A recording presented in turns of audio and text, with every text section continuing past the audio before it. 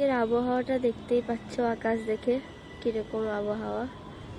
আর আজকে আমরা ছাদ বাগানে এসেছি এই কুমড়ো গাছের এই পাতাগুলো কাটার জন্য।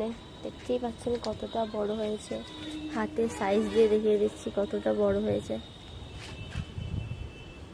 এগুলো আজকে কাটবো, আপনাদের সাথে সেটাই শেয়ার করছি।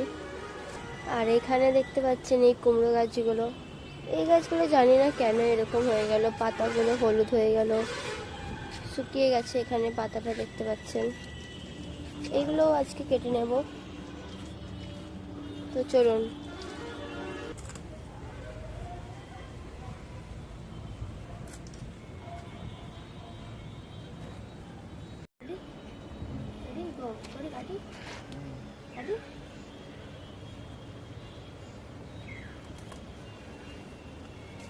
দেখুন আমাদের ঝুড়ি ভর্তি হয়ে গেছে, আলহামদুলিল্লাহ। দেখতে পাচ্ছেন কতগুলো আমরা শাক নিয়েছি।